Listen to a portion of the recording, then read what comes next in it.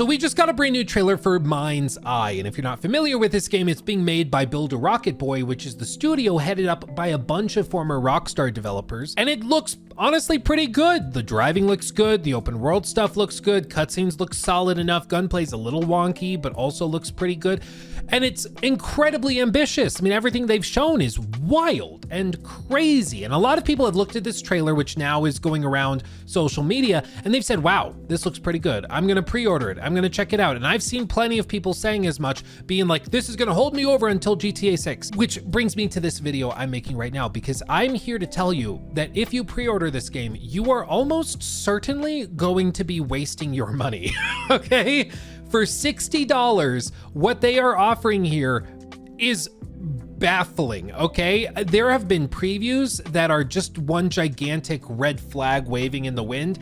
There have been other development issues. There's other things like employees talking publicly about their experience at the company. There are so many red flags with this game. It's wild. So wild, in fact, that even now, executives at Build a Rocket Boy are accusing YouTubers and content creators such as myself, who have made videos on the game thus far, calling out some of these problems, and they're accusing us of being paid off, implying that we're being paid off by Rockstar in order to make this game look bad or something to hurt its chances of doing well. Like, the whole thing is insane, and I'm gonna break it down for you because there's so much with this game that's unprecedented and not in a good way. So buckle up, the story is crazy. I'll give you a little bit of background so you understand more of what's going on and how we got here, and then I'll break down what's going on right now because it's insane. So get ready. This is a wild one. But real quick, a thank you to our sponsor, Incogni. Incogni is the data removal service that strips your information from all sorts of different online data brokers without you having to do so much as lift a finger. I've been using Incogni since August of last year, and as you can see, over that time period, they have sent over 800 takedown requests to countless different services online that collect your information from various sources and then sell it to telemarketers or political campaigns or whoever else. And furthermore, because it's an automated system, once you do the initial setup, you don't have to follow up on any of it. They do all of it for you, whether it's a very, very inconsistent or a very compliant service. They follow up on all of it, sending frequent reminders, following up on it to make sure your information gets taken down. You can see this one initially, they sent the request on August 22nd, and then it took until September 18th, but they followed up on it until it was resolved, and they stripped my data from that platform. And they do it, like I showed you, for hundreds of online data brokers. Since I started using Incogni, I have not gotten spam robocalls. I haven't had telemarketers call me, which was a major problem before I did this. I can't recommend it enough. It's great, not just if you're a YouTuber, but also if you're somebody that just values your privacy and your data, which is something you should do. So I heavily, heavily recommend Incogni. And right now, they even have a brand new service called Custom Removals. This means that if you find an online platform that has your information available on it, you can actually send in a custom removal request that Incogni will follow up on without you having to juggle it yourself. Literally, all you have to do is send a link to that website to Incogni, and then they will have their experts go through and file all of the legal paperwork to make that data get removed. It's awesome. Check them out at the link in the video description box below, and make sure to use my promo code Luke Stevens at checkout so you save money. And again, make sure to check out that unlimited plan that also has all of the custom removal tools. It's pretty sweet. But with all that said, back to the video. Now, like I said, a lot of what they showed, I do think looks good. Like, the graphics are really solid. I think the drone sections look cool. It's incredibly ambitious. They have missions that take place in space, apparently, for some reason. Nobody's taking that away from them, that they are trying to do a lot here. But as always, when you try to do a lot, you gotta be aware of your limitations and whether you can actually pull off what you're trying to pull off.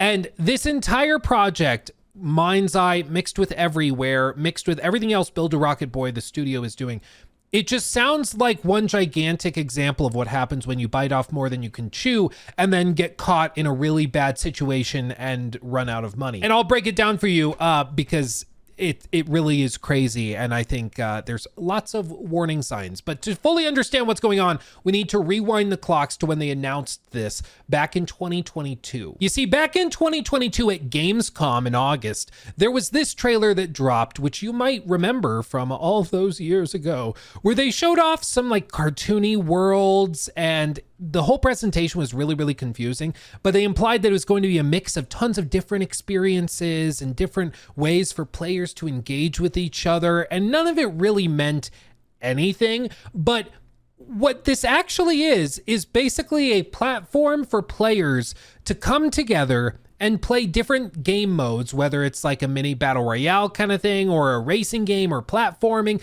and they can even make their own maps and levels and challenges in that world. And there can even be games within this everywhere platform that you can buy separately and play within the platform, which is why they then show Link and Clay from Mafia 3, but in a new game with a new character. And it was just really confusing. Like, what did we just watch? What is even happening? I don't know, but basically their goal was to create Fortnite, the platform, and then create games like MindsEye that you could buy on that platform, and then they could build it out. So you buy like a skin in everywhere, and then you can bring that skin into other games, or you can make your own game within everywhere and maybe sell it to other people who could buy it. Like, their goal was to create a massive platform, which is incredibly ambitious, and I can appreciate that vision. But that sounds really, really expensive, right? And it sounds like it's very tricky to do that and then get people to give a crap. Like, Fortnite is the platform it is now because they had a phenomenally successful battle royale game. That's mainly why it blew up, and then people were like, oh, I'll try this other mode, and then they found success there. They didn't start with the platform. And I at least feel like Everywhere was trying to skip over that first part where you get a massively successful game and then get players in that way. But who knows? Maybe they can pull it off. After all, they've got Rockstar devs. About a year later, they would actually showcase what this looks like, and the Fortnite comparisons, I think, are fair. People would bring up that example plenty of times, but basically their goal was to create this massive platform for you to play with your friends in tons of different modes, create your own environments, challenges, maps, whatever, and just be the one-stop shop. So whether you want to play a racing game or a looter shooter or questing in an RPG or skee ball or whatever, you can get that experience within Everywhere. Again, incredibly ambitious, absolutely, but really tough to pull off, to say the very least. But you'll notice something interesting in this trailer, which is that there's one section that is rewatched more than all the others. It's down here. What happens here? Well, if we click that, you'll see what happens is a little snippet of that. That's all they got, but that's what people kept rewinding to watch.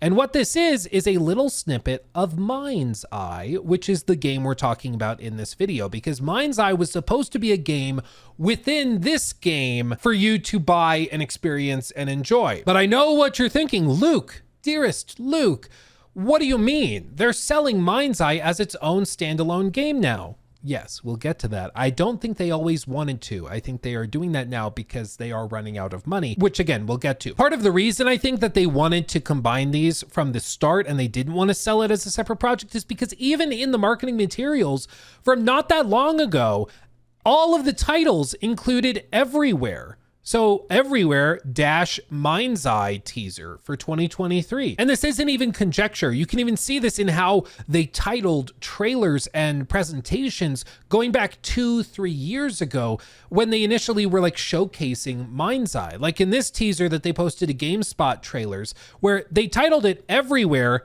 -MindsEye teaser 2023. The goal was always to have MindsEye basically be a subset of Everywhere. You have to buy into Everywhere to get MindsEye. Again, very ambitious, I get it, but why are they pivoting now? Why is it now being pitched as a standalone game? Well, that's because things have not been going super great over at Build a Rocket Boy when it comes to this platform. You see, after the teaser for the Everywhere platform, where they showcased all of the gameplay and that type of thing, they held an invite-only alpha that ran from December 5th to 18th in 2023. And as far as I know, they actually have managed to keep this pretty well locked down, and people have not really leaked that much about it. But what we do know is that shortly after that, just a couple of months after that, Build a Rocket Boy announced a number of layoffs. We don't know exactly how many, but they announced a number of layoffs affecting publishing, QA, and art departments across their 3 different locations. This may not have been directly as a result of negative feedback from the alphas, but you always have to kind of pay attention when an alpha happens or a playtest happens, and then big things happen in terms of company movements shortly after that. Like, for example, we just talked about on my live channel how they held allegedly a closed playtest for Fair Game $ recently, and the feedback from that was, again, allegedly, so negative that Jade Raymond, who co-founded the studio, actually left. Like, the playtest was so bad, apparently, that they fired one of the founders of the company, or at least welcomed her to retire or move on or something, which is not great. But I mean, you could say maybe it's a coincidence, but is it though? Like, it sure doesn't sound like a coincidence. I'm just saying. And in this case, it's similar. They do a big play test for the Everywhere platform, and then they fire a bunch of people shortly after. I mean, if it quacks like a duck and it looks like a duck, it might just be a duck. That's what I'm saying. Allegedly.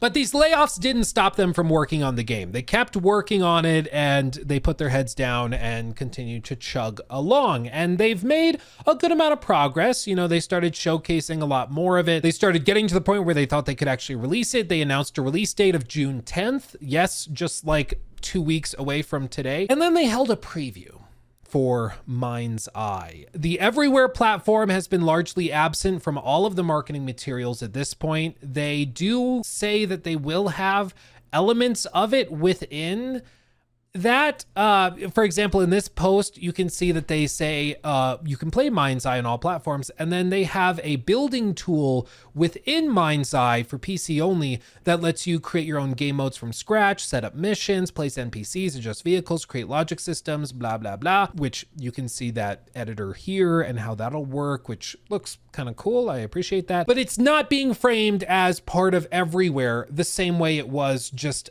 a year and a half, 2 years ago, which is weird. But what about the previews? What about the previews? The people that actually got to see MindsEye. Well, this is where things get crazy, okay? This is where things get insane. There's 2 previews I want to point to and shout out. Mr. Matty Plays got the chance to preview it early, and I'm going to talk about some of his stuff that he saw and experienced at that event because it's insane. And then the other one comes from Spawnwave, which also is another big YouTube channel and makes really good stuff. He also got the chance to see the game and talk about it. He had a lot more granular detail about the game and some of the nitty-gritty stuff, so I'm going to condense some of what they talked about in this video, but as always, you should go watch their full videos if you want their full breakdown of what they saw. Links will be below. But what exactly did they see? Well, this preview for MindsEye was held just a couple of weeks ago, and it was held remotely through Teams. Now, remote preview events happen all the time, especially back a few years ago during the dark times. It happened a lot. So this is not crazy. Using Microsoft Teams willingly is a bold choice, but I've heard crazier stuff. But what's even crazier is that the preview was not a hands-on preview. They did not let them stream the game to their own computers and play it, like through Parsec or another similar tool like GeForce Now or something. Instead, this was a hands-off demo where they were expected to sit in a call on Microsoft Teams and then watch a video streamed to them of somebody else at the studio playing the game. A little weird, but again, I've heard of that happening. You know, it's not that common. I've never heard of it happening 2 weeks out from launch. At that point, the game should be ready to like go and let people play. But you know, I've heard of remote sessions. I've heard of remote previews. That is a thing.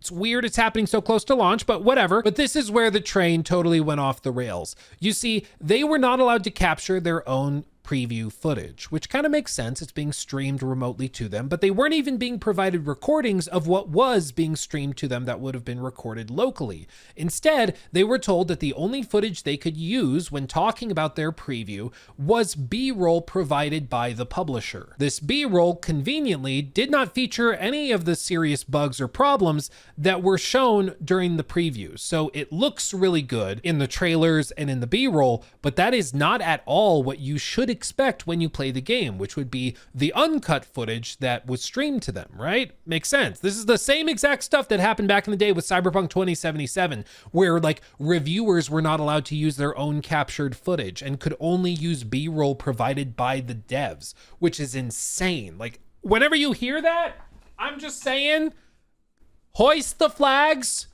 you know, hear the people sing, march down the streets, do whatever. Like I don't even know. But major red flags when a publisher 2 weeks out from launch is not letting media use their own footage. That's insane, especially when the footage they would be showing would make people realize how broken the game is. But speaking of how broken the game is, I'm just going to let Maddie explain this to you because I could not believe it when I heard it. But seriously, something insane happened at this preview event that I've never heard of happening before. And I will let Maddie explain it because it's crazy. I've never seen this in my entire life. The demoist used invincibility to get around 2 different encounters in 2 different missions that they otherwise would have died in because they were very clearly unbalanced. Again, I have never seen that before. That is like mid-production stuff, like when you have not balanced your game and you're like, we just need to test if this can go like start to finish and like the skeleton, the quest works.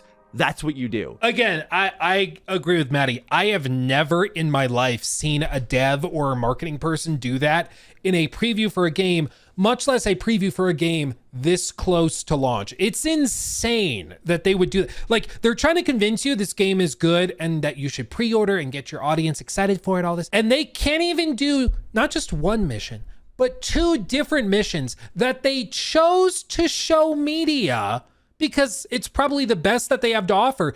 And they had to toggle God mode on in order to finish them. Like, I cannot believe that that's happening. And I mean, I feel for the devs because the devs, I'm sure, are like, they're very capable, smart people. Nobody in their right mind thinks that that would be a good idea or a good way to convince people your game is ready for like prime time. It's insane. So you have to pause and be like, okay, well then why is it happening? Why would they be showing a game that's so broken you have to turn on God mode and invincibility in order to just get through the mission when you're weeks away from launch? Why would they be doing this? Well, it certainly would suggest that they need a delay, right? Like, it really would start to look that way. Why are they not delaying it? And I mean, again, I think it's probably because they are running out of time, which is another way of saying they're running out of money. And I think all of the pieces of this puzzle start to line up and look that way when you look at the broader picture. You take a step back and you look at everything going on with Everywhere, with MindsEye, with their marketing push at the very, very end, with how they refuse to delay it, even though previews are alleging it's very, very broken. All of this really starts to look like the company is just throwing this out as a Hail Mary, hoping that it can bring in the money they need in order to keep development going on the major platform, which they hope is the ultimate moneymaker. And what's wild is that this game looks really ambitious, right? It looks massive. It looks crazy because they've got driving. They've got this big, seemingly open world. They have all of these different types of enemies. But once you pause and you start looking a little bit deeper, you find out a lot of concerning things. This game is priced at $60, which is sub-premium pricing. That would be 70 or 80 bucks. But at $60, they are saying that this game is going to be roughly 15 hours, which it might be. It could also mean 15 hours for completionists, 10 if you're not. Like, already, this game is way smaller and shorter than you probably are thinking. And all of the previews are suggesting that it is terribly broken. At least it was a few weeks before launch. And again, I just cannot stress this enough. These previews are where companies show media and creators and stuff the best that they have to offer, okay? Like, what they saw, what Maddie saw, what Spawnwave saw, what they saw was the best because they're trying to convince media to convince their audiences that this is worth getting. And so if this was the best that they had, what do you think the worst is like? Just how bad do you think those inner city sections of gameplay run? Just how broken are some of the quests? You know, you really have to pause and wonder, okay, if this is the best they have, what's the worst? And it's not a great thought that anybody should be thinking 2 weeks before a game launches. And when you look a little bit deeper into the company culture and stuff, as you can see in this thread by Game Roll, you start to find out some really concerning stuff coming from people who have worked there previously. If you're not familiar, you can go on to websites like Glassdoor and you can actually leave like a review for a company that you've worked for. In this case, you can actually go on a site like Glassdoor and find reviews from current and former employees who have left these reviews. Now, these can sometimes be faked, and so you should always take them with a grain of salt, but there also are very legitimate reviews mixed in with these. And when you start to see a more niche company like Build a Rocket Boy, I'm more inclined to believe a lot more of these than dismiss them wholesale. And what you see as a common thread is that the management is terrible. 12 different reviews mention no benefits and no priority given to the well-being of employees. That's not great. That's really not great. This review posted back in March, so before any of this like latest drama kickstarted with the company. They said, there is nothing positive here. The most toxic, unethical senior leaders I've ever encountered. It's not great. It's not good. Really not good. That's not great. And again, the more you dig into these, the more crushing they are. Like if you have a second, just pause the video and read through some of these. Like they are wild, terrible stuff about a culture of fear, about how the only way you can go anywhere in the company and avoid getting fired with less than 24-hour notice is by being a yes man to further your career and to just tell the upper management exactly what they want to hear. And other stuff with like culture wars within the company, crunch. It's just nonstop crunch for months and months and months. And again, when you look at these reviews and they all are mentioning crunch and they're all mentioning the toxic work environment, you start to get the idea that they are frantically trying to throw this together before they totally run out of money. Again, if it looks like a duck, if it quacks like a duck, it's probably a duck. And at this point, it really is starting to look like they're running out of money and they're getting desperate, which is why they're rushing this out when it's not ready. But how is the leadership of Build a Rocket Boy handling all of this? I mean, I've made plenty of videos on this whole thing on my second channel. If you've not seen them, Luke Stevens Live, as you can see here, we just did a video 3 days ago going through the preview reactions. This one, less than a day ago, talking about the previews and these employee things. Again, if you want like breaking news in the gaming industry and you want to hear me talk about it, follow my second channel, Luke Stevens Live. I cover it all very, very fast. So again, get subbed over there. But how are they handling these negative reactions to the previews, to the bad reviews and all this? Well, Game Roll, again, shout out to Game Roll, managed to find these little snippets. And this is absolutely crazy, okay? The co-CEO of Build a Rocket Boy, the developers behind MindsEye, has accused content creators and media outlets of being paid off by other studios, even implying Rockstar to talk negatively about their game. When asked why he made these baseless accusations, he backtracked and refused to acknowledge the things that he had said. But what exactly did he say? Well, in their Discord, you can see this user asked him, do you think that all the people who reacted negatively to the preview and to all of this stuff with MindsEye were financed by someone? And he says 100%. Might be a joke. Still not something that an executive should probably be saying. A co-CEO for a studio implying another studio is paying previewers to talk negatively about your game is an absolutely wild comment to make in a public environment in any situation. And he goes, not wild when it's true, ... Ooh. And then you can see people being like, what? He says, no, I never said that. I do know that there are bot farms posting negative comments and dislikes. Okay, I don't know if that's true. Maybe it is, maybe it isn't. And then this user is like, so was this just a joke? As this answer directly refers to other studios, which is what's being implied by these statements. It's just not great. I mean, again, this inference of Rockstar was beneath his 100% confidence that all of the people who reacted negatively were being paid off. And they're like, lol, doesn't take much to guess who, which again, all of the comparisons between this game, MindsEye, and Rockstar's GTA 6, those comparisons are constantly being made, not just by other people, but also by this company themselves. They are actively trying to market this in that way to fans of GTA 6 as an alternative to GTA 6. Again, Game Roll clipped this from their official promoted ad on Reddit, Uncover Your Truth in a World Ruled by AI, and they call out the pre-orders. And in this promoted post, they are pushing an article that says MindsEye could be the perfect game to ease the wait for GTA 6. Like, The whole thing is insane already, but to imply, even half jokingly, that the people who are being critical of you are being paid off is a wildly stupid thing to do as an executive of this company. If they are sending out checks for talking poorly about MindsEye, which seems to be a dumpster fire, I've not received one. And I would love a check. I love money. Who doesn't? But like, that's not happening. People are just seeing this thing that is riddled with red flags and they are calling it out. Like, it really is not that complicated. Okay. Like, what's more likely? This massive conspiracy is happening. People being paid off as part of some concerted effort because they're so threatened by your game that doesn't work. Or maybe people are just looking at your product and realizing it doesn't work and trying to tell their audiences, don't buy this until we know that it works. Maybe when the game launches on June 10th, they'll blow us away and it'll be wildly polished and it'll be exactly what they kind of hoped it would be. It'll be incredibly ambitious, super fun. It'll kickstart this new universe of everywhere. Maybe, but probably not. I mean, again, any other company, any other game, if we saw a preview 2-3 weeks out from launch that was so broken the devs had to turn on God mode and refuse to let people capture their own footage, that would immediately be called out. Immediately. And nobody would question it. It would not be a big scandal. It wouldn't be this big thing. Like if Ubisoft did it with an upcoming like Assassin's Creed game, we would all call that out. If EA were doing that with Dragon Age, we would all call it out because it's insane to do that.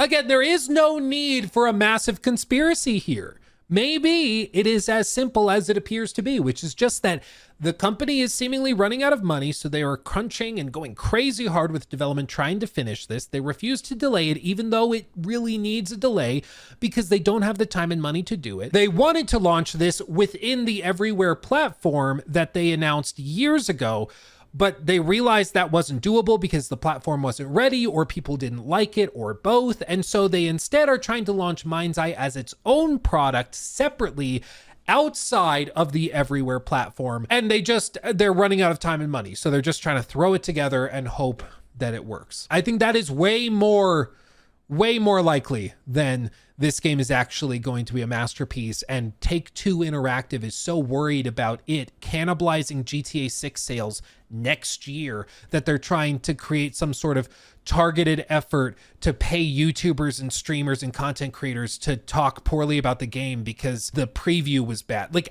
it doesn't make any sense. It's crazy and also wildly entertaining at the same time. I mean, it really is outrageous, but that's just where we are. So where does this leave us at the end of this whole thing? Well, I think a lot of what they've shown in like these trailers, these cinematics, this very iRobot-esque sequence with the robots jumping on the car, this looks cool. I would like a super polished game that's cinematic and very, very action-packed. I would like this game if this exists. My point is, there are many red flags that suggest what you will get on June 10th is maybe 1% this and 99% broken, disastrous attempt at a Fortnite ripoff game that very much feels like it was thrown together at the last minute. And that's not what I want to recommend my audience to engage with. I don't think that's a good idea. You can see that they pitch it as combining with this build mode, which could be cool. But again, there's just very little reason to think that this is going to be ready for prime time when the previews were so negative. It's just, again, if it really looks like a disaster in 5 different ways, it might just be a disaster. You know, either this game is the most unlucky thing that's launched in the last few years, or it's exactly what it appears to be. And I hope they figure it out. I hope they get a delay, or maybe the game actually is very, very well polished and put together, and it's going to blow people away when they see it. And that preview was just a fluke. Maybe that is what's happening. Damn, this is a lot of content roadmaps. Golly. This is wild, dude. There's going to be new races, checkpoint races, drone races, exotic packs as part of the premium pass. Okay.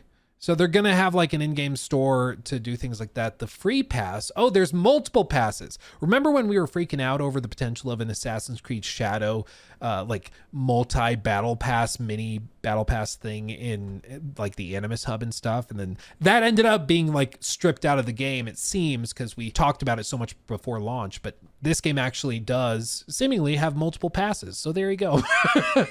But here's the thing. Again, I think a lot of what they showed looks cool, looks interesting, and I would like to play it, and I hope it is what it appears to be in these trailers. But the problem is, once you dig a little bit deeper, it just looks like a dumpster fire. And maybe it won't be, and I will be very happy if that happens, because we'll have another cool game to play this summer. And I really hope that they surprise everybody and the devs get a big old bonus and they get to take some vacation. I hope that it's a happy ending. All I'm here to tell you is that if you look at it skeptically, there's so many red flags. It's like the opening of Les Mis when Jean Valjean is pulling the flag out from under the ship. Like it's so massive a red flag that it should freak everybody out, and nobody should be touching this with a 10-foot pole until reviews and previews and things come out from trusted sources. And until that point, I would not mess with this at all. I'm guessing after this video, I will not be receiving a review code. I don't think they ever were going to send me one, because I'm also not sure if they were ever going to do reviews at all. They might honestly just drop this thing on June 10th and be like, oh yeah, we forgot to do review codes. Sorry, big oopsie on us. I don't know, but if they want to convince people to buy this, they need to send out review codes. They need to let press and media play it, have plenty of time with it, test it, and push the game to its limits. And then if it actually is that good, tell that to their audiences. But if they go radio silent, if they try to lock this down and keep it super kind of coy and secretive, I think that will tell you all you need to know. But let me know what you think of all of this in the comment section below. The previews for me, I think, are the most damning thing. If all of the previews are negative for a game and they're saying that it's horribly buggy, it's super broken, they're not allowed to use their own capture, and I mean, at some point that has to mean something just a few weeks out from launch. And in this case, I think it has had a major impact on the game, but it's starting to seep into audiences that have not heard much about this game before, and they just see this trailer that's very, very polished, and they think, oh, so the game is going to be like that. And that's why I hope this video at least gets some eyeballs on it, so that, you know, people don't make that mistake. Because if the game's amazing, wait till June 11th. And once everybody's saying, oh, the game's great, it's actually really, really good, the previews were wrong, or the previews didn't end up being indicative of the final product, that's fine. That's great. The game will still be there on June 11th. I'm just saying, don't spend money until there is a reason to believe that your money will be well spent. And right now, there's a lot of reasons to think that your money will be misspent if you buy this game, pre-order it, and just trust them, because there's a lot of reasons not to trust them at this point, okay? Again, I'd love to be wrong, but don't think I will be. Well, with all that said, thank you for watching. Shout out again to Spawnwave and Maddie for doing those previews and sharing their experiences with us. Without their hard work going to that preview and sitting through it, we would not be able to talk about this as freely and have the very important information that we have now to make a more informed decision. So shout out to them. Again, I encourage you to go watch their full previews linked in the description box below. But with all that said, thanks for watching. I love the gosh darn heck out of every single one of you. Thank you for making my dreams a reality every single day. It's insane that I get to do this for a living, but I do. And that's thanks to you and people like you watching, liking, and sharing the video and subscribing as well. So truly, truly, thank you. But until next time, my friends, much love, hugs and kisses. Bye-bye.